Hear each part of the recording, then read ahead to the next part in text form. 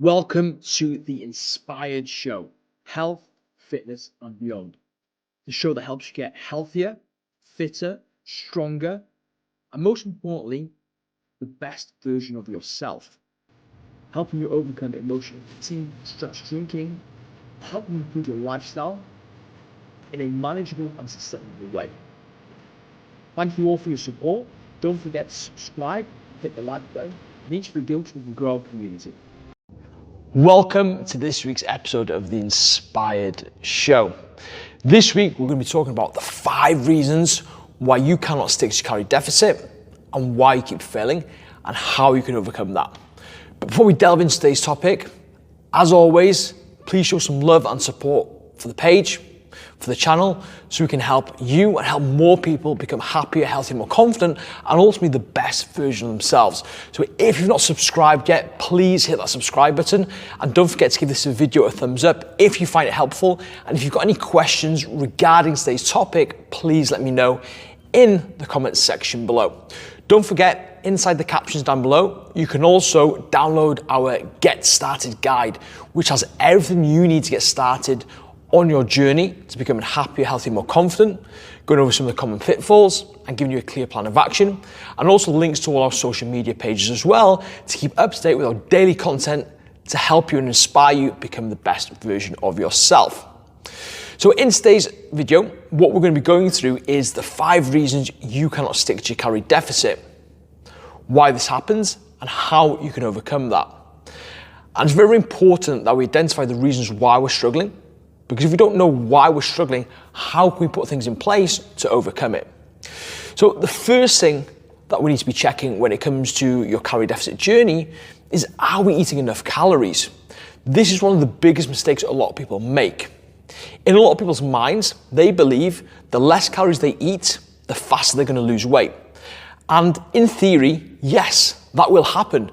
The less you eat, the bigger the calorie deficit, the more weight you're going to lose. The issue is people cannot consistently stick to that lower calorie deficit. When we have a low calorie deficit, it creates tiredness, stress, hunger, irritability, and quite frankly, we're miserable. We cannot stick to it. So guess what? We become complacent. We start slipping up here and there, and then we end up having blowouts and binges. So in order to overcome this challenge, we need to start eating more calories. Now, if you don't know how many calories you should be starting on, we can help you through 2 ways. Firstly, join our free community group. The link to join is in the captions below. There's a video on how to work it out specifically for you, or download our startup guide as well. So that's the first thing that we need to be looking at. Number 2 is the quality of calories that we're eating. Now, when it comes to losing weight, yes, calories are going to be one of the main determining factors, probably the most important determining factors to create a calorie deficit. However, quality of calories do matter, not only from a health point of view to ensure that we're nourished, we're getting plenty of vitamins, minerals, and micronutrients to look after our body and our mind, but also from a satisfaction point of view. Making sure we're feeling fuller, we're feeling satisfied, and we're not feeling hungry. You see, if we're just focused on calories in versus calories out, then what's going to happen is we could be choosing foods that won't really fill us up, they won't give us much energy, and that's going to leave us feeling hungry and making it difficult to stick to our calorie deficit number. So 80% of the time, we do want to be focused on the more nutritious calories that are typically higher in volume. They're going to fill us up for longer. These are things like your fruits, your vegetables, your whole grains, your higher protein foods. These are going to satisfy you and keep you satiated, which means it's going to be a lot easier for you to stick to your calorie deficit and help you reach your goals. So number 3 is trying to be in a calorie deficit for too long. This can be challenging for a few reasons. Firstly, being in a calorie deficit isn't really that enjoyable. Even if we manage it the best we can, we're still consuming less food than our body needs.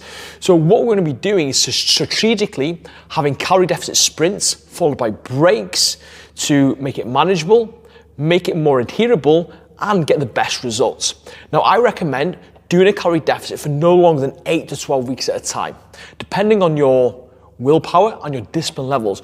Obviously, if you have lower willpower, lower discipline, you'd maybe go for 8 weeks. If you could put a bit more discipline and willpower, you might go for 12 weeks. But after that 8 to 12 week block, what you then do is you bring your calories back up.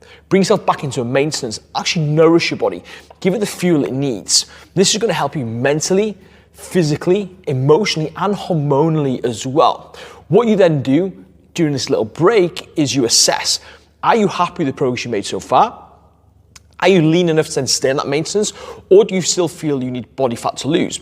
In that case, you then jump back into another deficit block, a deficit sprint of 8 to 12 weeks. And again, this is going to make it a lot more manageable and mindful for you. Number 4 is not managing your stresses.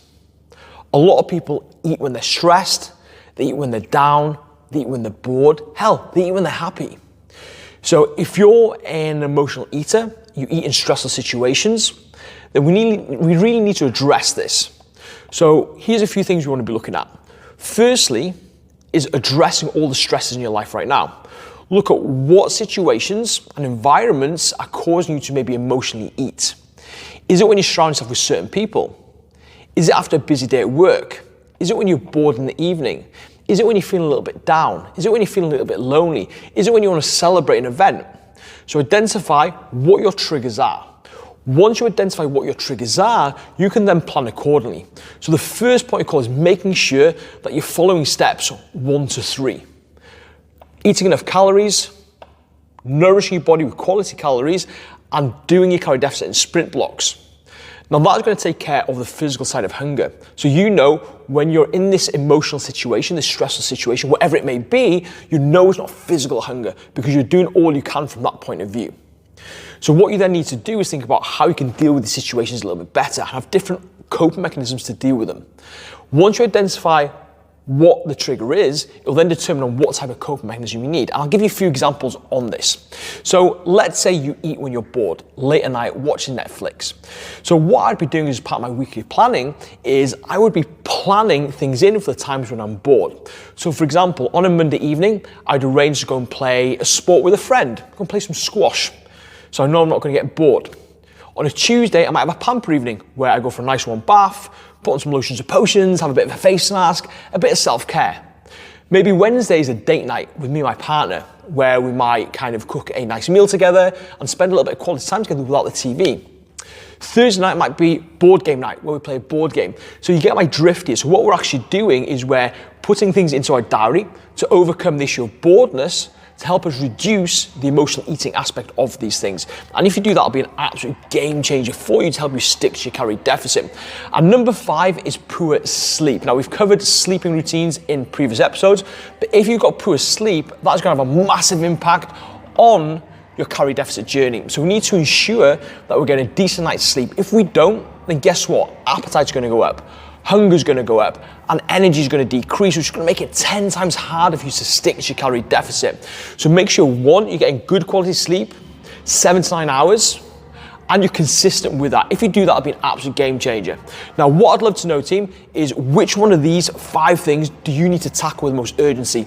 Let me know in the comment section below. And as always, if you haven't subscribed, hit the subscribe button, hit the like button, and any questions or thoughts, let me know in the comments. But until next week, have an absolutely amazing week and go and crush those goals.